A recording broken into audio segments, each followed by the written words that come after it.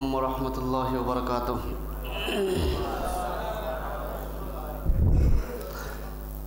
আলহামদুলিল্লাহ আলহামদুলিল্লাহি ওয়া কাফা ওয়া সালামুন আলা ইবাদিহিল্লাযিনা ইসতাফা, আম্মা বাদ।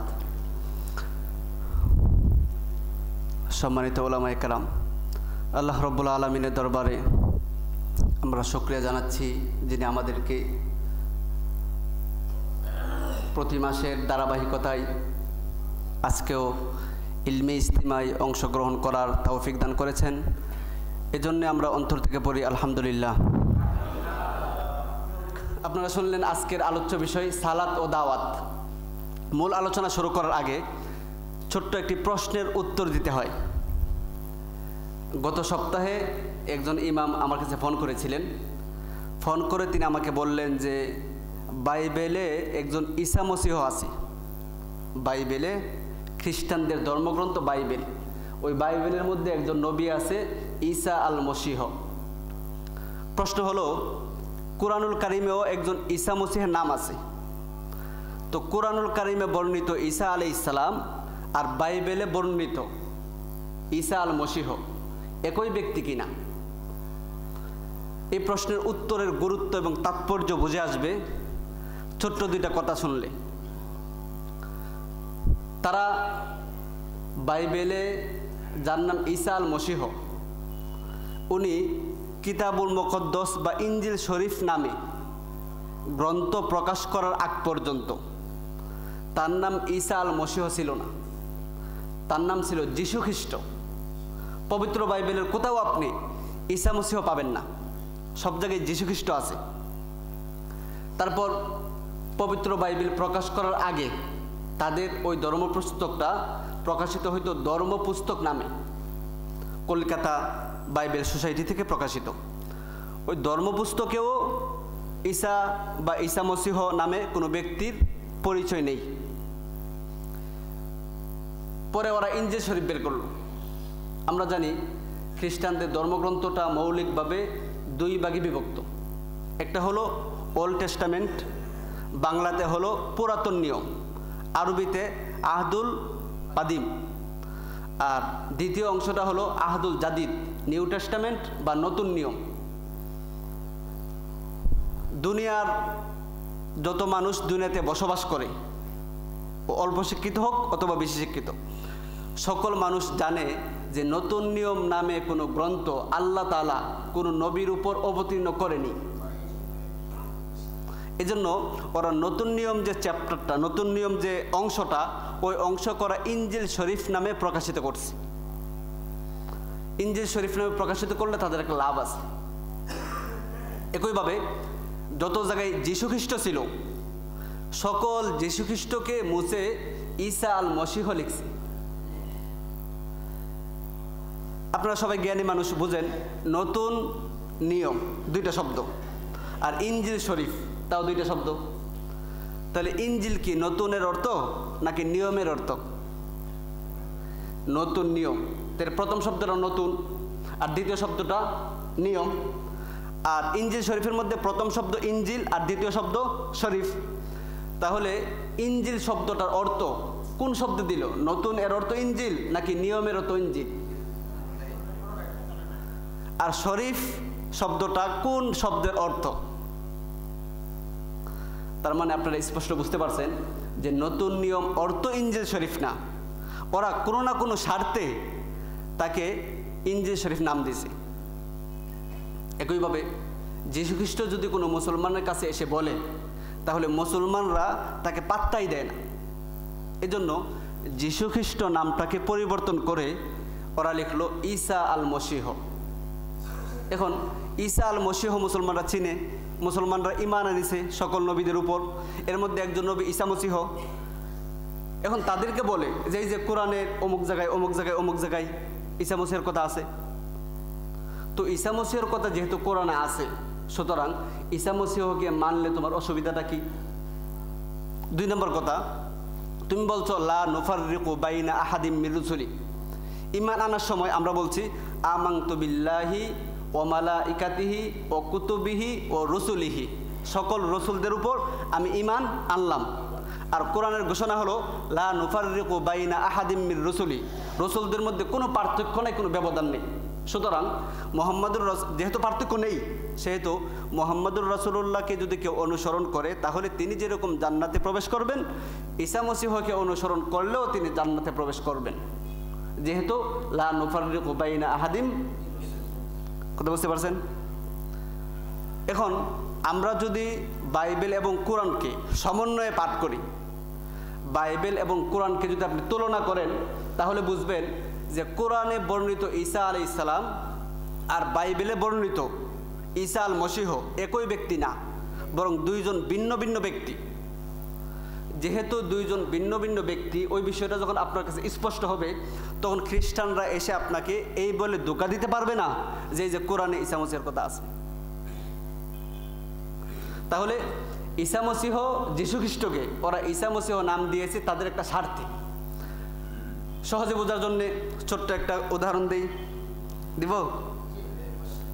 উদাহরণ দিলে মানুষ সহজে বোঝে, এই জন্য কুরআনুল কারীমে, হাদিসে অনেক অনেক উদাহরণ আছে। আল্লাহ বলছেন, ইয়া আইয়ুহান নাসু দুরিবা মাথালুন ফাসতামিউ লাহ। আমি একটা উদাহরণ দেই, তোমরা শুনো। তাহলে আল্লাহ কোরআনে উদাহরণ দিয়েছেন, তার মানে উদাহরণ দিলে মানুষ সহজে বুঝে। এক লোক বাটপার, আমাদের দেশে বাটপার বলে, ধোঁকাবাজ। তো ও হলো এক মেয়েকে জোর করে নিয়ে যাচ্ছে। এখন তার দাদি বুঝেন তো, দাদি দৌড়ায় বের হলো, কে তুমি আমার নাতি নিয়ে যাচ্ছ, তোমার নাম কি? বলছে আমার নাম নাতিন জামাই। তার নাম হলো। এখন ওই মহিলা চিৎকার করছে যে আশপাশে কে আছেন, বাঁচাও, কে আছো বাঁচাও। কি হইল? যে আমার নাতিন নিয়ে যাচ্ছে। কে নিয়ে যাচ্ছে? যে নাতিন জামাই। এমন লোকেরা বলছে আপনার নাতিন জামাই নাতিন নিয়ে যাচ্ছে, আমরা কি করব? কেউ আসেনি। ও এক বাজারে গেল, বাজারে যে মিষ্টি খাচ্ছে। এখন মিষ্টির দোকানে দুইটা রুম, সামনে একটা রুম, পিছনে একটা রুম। পিছনের রুমে তার বাবা কাজ করতেছে, আর সামনের রুমে তার ছেলেকে বসায় রাখছে। তো যে মিষ্টি খাওয়া শুরু করছে, বলছে যে কি আপনি কে, মিষ্টি খান কেন, আপনার কি নাম? বলছে আমার নাম মাসি। আচ্ছা। তো ডাক দিল তার আব্বুকে, যে আব্বু মিষ্টি খেয়ে ফেলছে। কে? কয় মাসি। কয় বাতাস করো। তো একটা ছোট একটা ওই পাখা নিয়ে সে বাতাস করতেছে, গরম মিষ্টি আস্তে আস্তে বাতাস দিতেছে, আরামসে সে খাইল। ওইদিকে গ্রামে তার বাবা, তার ভাই, আত্মীয় স্বজন যখন আসলো, তখন ওই মহিলা বলল, বৃদ্ধা মহিলা, যে নাতিনকে এক বাটপারে নিয়ে গেছে। তো তাহলে আপনি তখন কিছু বলেননি? যে হ্যাঁ বলছি তো। তাহলে এলাকায় কেউ আসেনি? যে না। ওরা খুব মানে ক্রুদ্ধ হলো, খুব রুষ্ট হলো যে আমার মা এরকম চিৎকার করলো, সবাইকে আহ্বান করলো, ডাকলো, কেউ আসলো না। তখন প্রতিবেশীরা বলল যে আপনার মা তো বলছে নাতিন জামাই নাতিন নিয়ে গেছে, তো আমরা কি করব? তখন বলছে যে না, ও নাতিন জামাই না, তার নাম নাতিন জামাই। আচ্ছা ঠিক আছে। এবার মিষ্টির একই কথা, তার বাবা যখন আসলো, যে একই এতগুলো মিষ্টি কোথায় গেল? যে মাছি খেয়ে ফেলছে। অদ্ভুত কথা, মাছি আবার এত মিষ্টি খেয়ে ফেলে নাকি? আসলে ওই লোকটা তো মানুষ, তার নাম হলো মাছি। ওই দোকানদার কিছু লোক আর ওই গ্রামের কিছু লোক একত্রিত হয়ে ওকে ধরতে আসতেছে। এখন যান বাঁচাতে হবে। এখন সে নিজের যান রক্ষার জন্যে, তখন সময়ে বিভিন্ন দেশে রাজা থাকতো, আমরা জানি। ওই রাজার বাড়ির কাছে গেল, যে দেখছে যে রাজার ছেলে বসে বসে একা বসে বসে জানি কি ভাবছে। বলছে যে রাজকুমার, তুমি এখানে একা বসে বসে কি ভাবছো? বলছে যে না, কোনো কিছু নেই তো, কাজ নেই, কোনো কিছু নেই, এখন কি করবে, এই জন্য বসে আছে। তোমার কাজ নেই কেন? চলো খেলা করি, তাহলে মন ভালো থাকবে, শরীরটা ফ্রেশ থাকবে, ব্যায়াম হবে। সুন্দর কথা, চলেন। ও আর ডাইকা দুইজন নিয়ে আসলো, দুজন, ও একজন, আর হলো রাজকুমার একজন, চারজনে খেলতেছে। খেলার সময় এখন বলতে হয় যে লাল মিয়া এখন তার খেলা, কালা মিয়ার খেলা, দলা মিয়ার খেলা, এইভাবে বলতে হয় না? এখন ওদের দুইজনের নাম তো রাজকুমার জানে, ও পরিচিত ব্যক্তি। তাকে জিজ্ঞেস করলো যে আপনার নাম কি? কয় আমার নাম দুলা। তার নাম দুলা, বুঝেন তো? দরসুকার লয়াকার, দুলা। ঠিক আছে। এখন ওরা তো খেপা, লাঠি সুটা নিয়ে যাচ্ছে। ওই তাদের কাছাকাছি যখন পৌঁছলো, তখন ওই দুলার হলো খেলা। তখন রাজকুমার বলছে যে দুলাভাই আপনার খেলা, তার নাম দুলা না, তা বড় হলে ভাই বলতে হয়। বলছে যে দুলাভাই এখন আপনার খেলা। ওরা যে এই কথাটা শুনছে, শুনে বললো যে ও রাজকুমারের দুলাভাই, মানে রাজা সাহেবের মেয়ের। এখন তারে যদি আমরা কিছু করি তাহলে তো উপায় নেই, সব ভাগ্য। ঘটনা বললাম যে ওই যে সর্বশেষ সে যে বলল যে আমার নাম দুলা, সে তার নাম দুলা কেন বলল? ওটার পিছনে তার গুরুত্বপূর্ণ এবং একটা মহান উদ্দেশ্য আছে। ওই স্বার্থ হাসিলের জন্য সে বলছে যে আমার নাম দুলা। একই কথা, খ্রিস্টানরা তাদের স্বার্থ হাসিলের জন্যে, খ্রিস্টানরা তাদের কথাগুলো, তাদের বক্তব্যগুলো যেন মুসলমানরা গ্রহণ করে, সেজন্যে সবগুলো কথাকে ইসলামী পরিভাষা বানাইছে। বানায় এবার বলছে যে বাইবেলে ঈসা মসীহ, কোরআনেও ঈসা মসীহ আছে, মানতে হবে। তো আমরা স্পষ্ট প্রমাণ করতে চাই যে বাইবেলে বর্ণিত ঈসা মসীহ আর কোরআনে বর্ণিত ঈসা আলাইহিস সালাম দুজন একই ব্যক্তি না, বরং ভিন্ন ভিন্ন দুই ব্যক্তি। এর একটা হলো নাম সম্পর্কে তো বুঝলেনই, এর কয়েকটা পার্থক্য। প্রথম পার্থক্য হলো যে ঈসা মসীহে, বাইবেলে যিনি ঈসা মসীহ, বাইবেলের ঈসা মসীহ বন্ড নবী ছিল। বাইবেলের ভাষা অনুযায়ী, বাইবেলের ভাষা অনুযায়ী বাইবেলে বর্ণিত ঈসা আল মসীহ বন্ড নবী ছিলেন। এই কথাটা বাইবেলের মতি একটা চ্যাপ্টার, ওই মতি চ্যাপ্টারের 7 অধ্যায়ের 15 থেকে 20 পদ, 7 অধ্যায়ের 15 থেকে 20 পদের মধ্যে আছে। ঈসা মসীহ নিজেই বলছেন যে তোমরা বন্ড নবীদের থেকে সাবধান থাকবে। তো সাহাবীরা জিজ্ঞেস করলো যে বন্ড নবী কারা, আমরা চিনব কিভাবে? যে ফল দেখে গাছ চেনা যায়, গাছের কাছে যে তার ফল দেখেই গাছ চেনা যায়। ঠিক অনুরূপভাবে যারা বন্ড নবী, তাদের কাজের যে ফলাফল, ওই ফলাফল দেখে তাদেরকে চেনা যাবে। বাইবেলের উদ্ধৃতি। এবার আমরা যদি ঈসা আল মসীহর কাজের ফলাফল দেখি, তাহলে তিনি বন্ড প্রমাণিত হবেন। যেমন বাইবেলের বর্ণনা অনুযায়ী ঈসা মসীহ যে দাওয়াত দিছিলেন, দাওয়াতের কাজ করে করে তার শিষ্য হয়েছিল 12 জন। শিষ্য হয়েছিল 12 জন। ওই 12 জনের একজন হলো বারনাবাস, আর একজন হলো পিতর। পিতর হলো শ্রেষ্ঠ সাহাবী। তার কাছে ঈসা মসীহ জান্নাতের চাবি দিয়েছেন। জান্নাতের চাবি পিতরের কাছে ছিল। পিতর সম্পর্কে গালাতীয়র 2 অধ্যায়ের 14 পদে আছে যে পিতর ও বারনাবাস বন্ড ছিলেন। আর ইহুন্নার 12 অধ্যায়ের 6 পদে আছে এহুদা চোর ছিলেন। মতির 16 অধ্যায়ের 23 পদে আছে পিতর শয়তান ছিলেন। পেরিতর 4 অধ্যায়ের 13 পদে আছে পিতর ও বারনাবাস অশিক্ষিত এবং সাধারণ লোক ছিলেন। লুকের 22 অধ্যায়ের 54 পদে আছে পিতর ঈসাকে অভিশাপ দিলেন। মতির 26 অধ্যায়ের 57 পদে আছে ঈসার জীবনের সর্বশেষ সংকটময় মুহূর্তে সাহাবীরা সবাই তাকে ফেলে পালায়ে গেলেন। একজন পিছন পিছনে একটু জায়গা যাচ্ছিল, তো শত্রু দল যখন তাকে জিজ্ঞেস করলো যে তুমি কে, তুমি কি ঈসা মসীহের পক্ষের লোক, তখন সে ভয় পেয়ে গেছে। ওরা তাড়াতাড়ি করে তার কাপড়ে ধরছে, ও কাপড়টা সব ফেলাইয়া উলঙ্গ হয়ে চলে গেছে। তাহলে এই ছিল ঈসা মসীহের শিষ্যদের ফলাফল, ঈসা মসীহের কাজের ফলাফল। তাহলে কাজের ফলাফলে একথা প্রমাণ করে যে ঈসা মসীহ বন্ড নবী ছিলেন। কথা বুঝতে পারছেন? ঈসা মসীহ বন্ড নবী ছিলেন।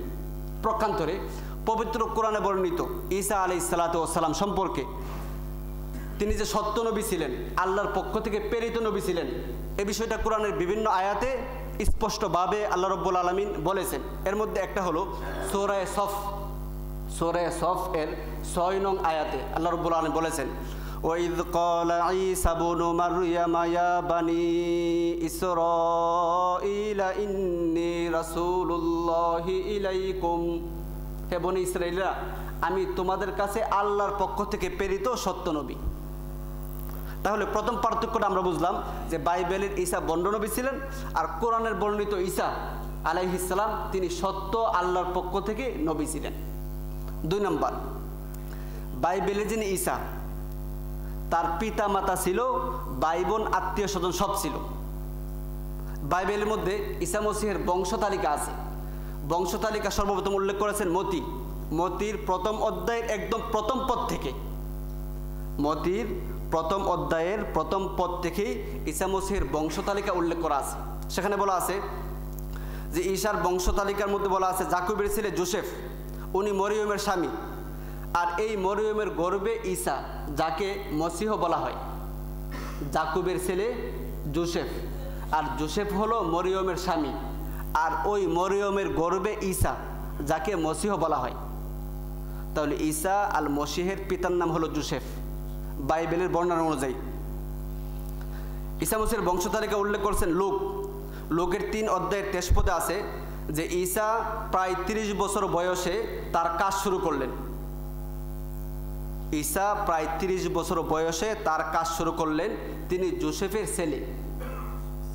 স্পষ্ট কথা, জোসেফের যে ছেলে, ওই ছেলেটা পালক ছেলে নাকি রাস্তা থেকে ধরে এনে ছেলে বানাইলো, নাকি অন্য কোনোভাবে মানুষ যেন সন্দেহ পোষণ করতে না পারে, সেজন্যে গালাতীয়র 4 অধ্যায়ের 4 পদে, গালাতীয়র 4 অধ্যায়ের 4 পদে স্পষ্টভাবে আছে যে ঈসা মসিহ বিধানের অধীনে জন্ম নিলেন।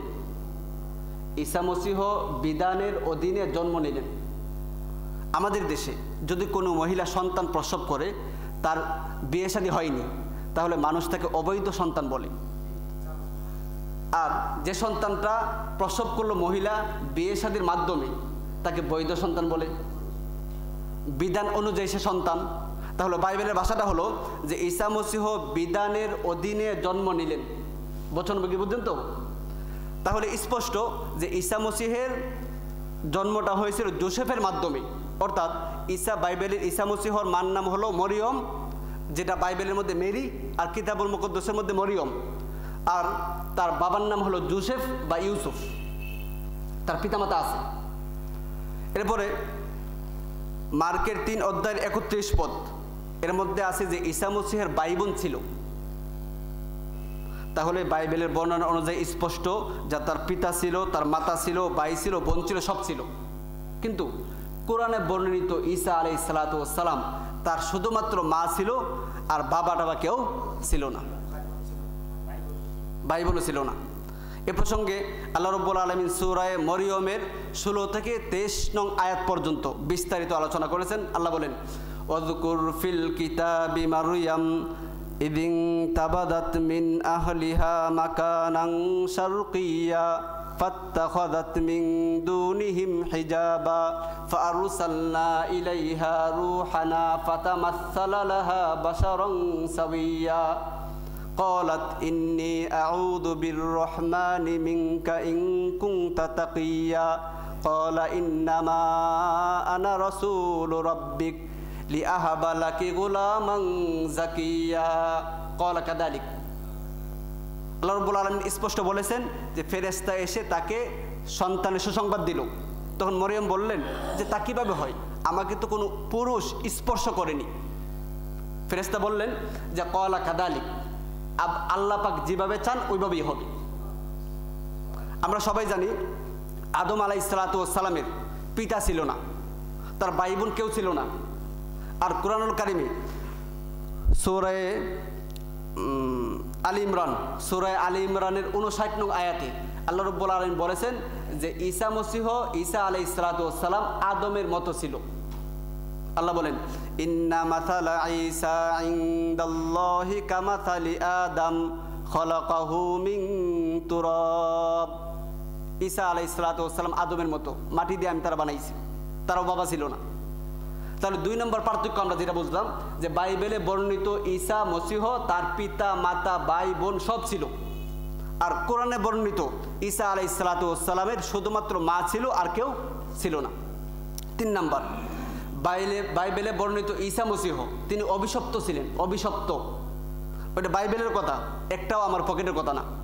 বাইবেলের গালাতীয় 3 অধ্যায়ের 13 পদ, বাইবেলের গালাতীয় 3 অধ্যায়ের 13 পদের মধ্যে আছে যে ঈসা মসিহ শরীয়ত না অমান্য করার কারণে আমাদের উপর যে অভিশাপ ছিল, এই সবগুলো অভিশাপকে নিজের কাঁধে নিয়ে তিনি ক্রুশবিদ্ধ হয়েছেন। সেজন্যে পাক কিতাবে লেখা আছে যাকে গাছে লটকানো হবে সে অভিশপ্ত। বাইবেলের প্রথম কথা হলো যে আমাদের শরীয়ত অমান্য করার কারণে যত অভিশাপ ছিল সকল অভিশাপ ঈসা মসীহ গ্রহণ করলেন। এখন ঈসা মসীহ অভিশপ্ত, ওই কথাটা প্রমাণ করার জন্য সে আবার পুরাতন নিয়ম তথা তাওরাতের উদ্ধৃতি দিল যে পাক কিতাবে লেখা আছে যাকে গাছে লকটানো হবে তিনি অভিশপ্ত। তাহলে ঈসা মসীহরে গাছে লকটানো হয়েছিল, ক্রুশবিদ্ধ। যেহেতু ঈসা মসীহকে ক্রুশবিদ্ধ করা হয়েছিল সুতরাং তিনি অভিশপ্ত। তার মানে বাইবেলে বর্ণিত ঈসা আল মসীহ তিনি অভিশপ্ত ছিলেন, আর কোরআনে বর্ণিত ঈসা আলাইহিসসালাতু ওয়াসসালাম তিনি অভিশপ্ত ছিলেন না, বরং তিনি আল্লাহ রাব্বুল আলামিনের নৈকট্য প্রাপ্তদের অন্যতম ছিলেন। এ প্রসঙ্গে আল্লাহ রাব্বুল আলামিন সূরা আল ইমরানের ৪৫ নং আয়াতে বলেছেন, ইয ক্বালাতিল মালাইকাতু ইয়া মারইয়ামু ইন্নাল্লাহা ইউবাশশিরুকি বিকালিমাতিন মিনহু ইসমুহুল মাসীহু ঈসা ইবনু মারইয়াম ওয়াজিহান ফিদ দুনিয়া ওয়াল আখিরা ওয়া মিনাল মুকাররাবিন। আল্লাহ রাব্বুল আলামিন বললেন যে ঈসা আমার নৈকট্য প্রাপ্তদের অন্যতম। তাহলে ৩ নম্বর যে পার্থক্যটা আমরা বুঝলাম সেটা হলো বাইবেলের ঈসা মসীহ অভিশপ্ত, আর কোরআনের বর্ণিত ঈসা আলাইহিস সালাম আল্লাহ রাব্বুল আলামিনের নৈকট্য প্রাপ্তদের অন্যতম। ৪ নম্বর, বাইবেলে যিনি ঈসা মসীহ অশান্তি আর বিশৃঙ্খলা নিয়ে আসছে, এটাও পাক কিতাবের কথা। পাক কিতাবের লোকের ১২ অধ্যায়ের ৪৯ পদে আছে ঈসা মসীহ বললেন যে আমি দুনিয়াতে আগুন জ্বালাইতে আসছি, যদি তা আগেই জ্বলে উঠতো তাহলে কতই না ভালো হতো। তোমরা কি মনে করো যে আমি দুনিয়াতে শান্তি দিতে এসেছি? না, বরং আমি অশান্তি দিতে এসেছি। এখন থেকে একই পরিবারে ৩ গ্রুপ হবে, প্রত্যেকে শত্রু হবে।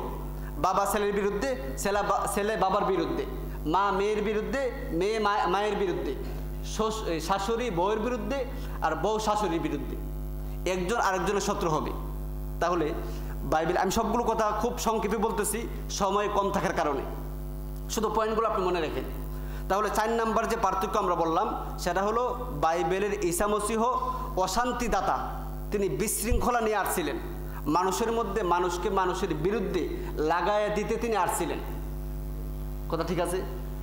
কিন্তু কোরআনের বর্ণিত ঈসা আলাইহিসসালাতু ওয়াসসালাম অশান্তিদাতা ছিলেন না, বরং তার সব কিছু শান্তি ছিল।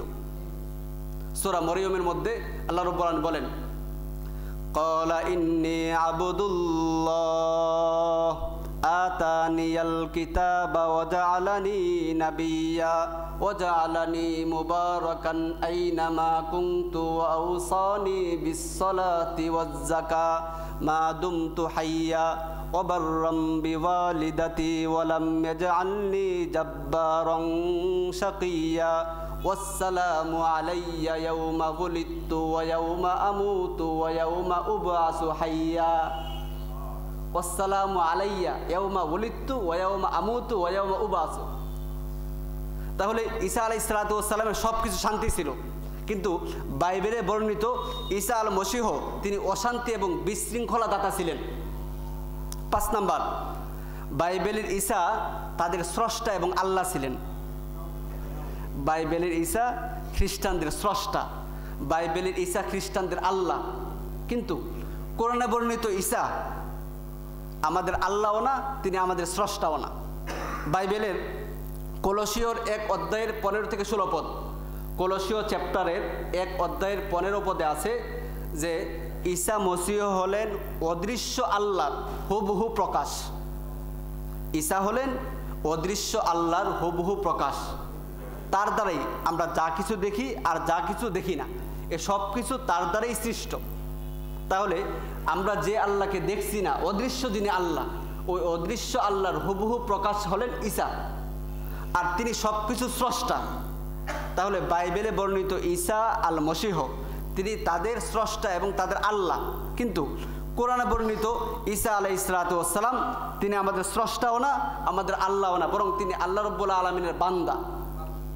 এ প্রসঙ্গে সূরা মাইদার মধ্যে আল্লাহ রাব্বুল আলামিন বলেছেন, সূরা নিসার ১৭২ নং আয়াত আল্লাহ বলছেন, লান ইয়াস্তানকিফাল মাসীহু আন ইয়াকুনা আবদাল লিল্লাহ। এরকম আরো অনেক আয়াত আছে যে ঈসা আলাইহিসসালাতু ওয়াসসালাম আল্লাহর বান্দা ছিলেন। ৬ নম্বর, বাইবেলের ঈসা মহাপাপী ছিলেন, বাইবেলের বর্ণনা অনুযায়ী যদি ওই মহাপাপের কথাটা আপনি কোরআন থেকে বলেন তাহলে হয়তো ওরা অনেক রাগ করতে পারে। আপনি যদি পকেট থেকে বলেন তাহলে যাবজ্জীবন জেল এমনকি ফাঁসিও হতে পারে।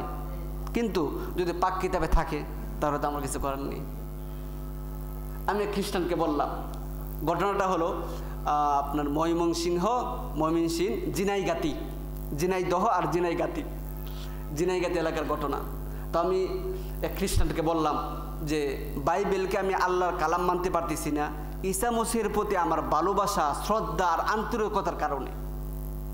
ও একটু নড়েচড়ে পড়ছে যে মুসলমান, ও আবার ঈসা মসিহকে ভালোবাসে, ঈসা মসিহকে শ্রদ্ধা করে। আমি বললাম যে ঈসা মসিহকে আমি খুব ভালোবাসি, তাকে প্রচণ্ড শ্রদ্ধা করি, তার প্রতি আমার আন্তরিকতার কোনো অভাব নেই। যেহেতু আন্তরিকতার অভাব নেই, তাকে আমি প্রচণ্ড সম্মান করি, শ্রদ্ধা করি, সেজন্যে আমি কিতাবুল মুকদ্দাস বা পবিত্র বাইবেলকে আল্লাহর পক্ষ থেকে প্রেরিত গ্রন্থ মানতে পারছি না। কারণ বাইবেলের মধ্যে আছে ঈসা মসিহের চরিত্র, ঈসা মসিহের স্বভাব সম্পর্কে বাইবেলের লোকের 19 অধ্যায়ের 27 পদে আছে যে ঈসা মসিহ অবিশ্বাসীদেরকে নির্বিচারে দরে দরে তার সামনে জবাই করার নির্দেশ দিতেন।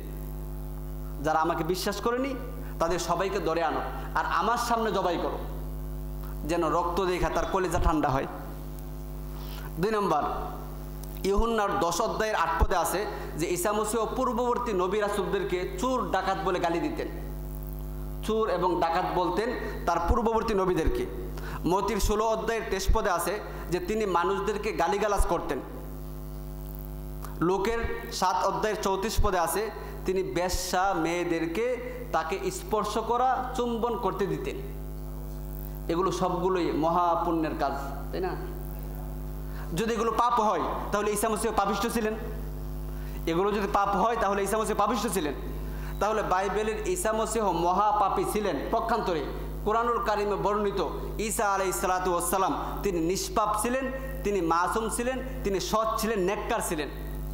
এ প্রসঙ্গে আল্লাহ রাব্বুল আলামিন সূরা আনআমের 75 নং আয়াতে বলেছেন, ওয়া যাকারিয়া ওয়া ইয়াহইয়া ওয়া ঈসা ওয়া ইলিয়াস কুল্লুম মিনাস সালিহিন ওয়া ইসমাঈল ওয়াল ইয়াসআ ওয়া ইউনুস ওয়া লূতা ওয়া কুল্লান ফাদ্দালনা আলাল আলামিন।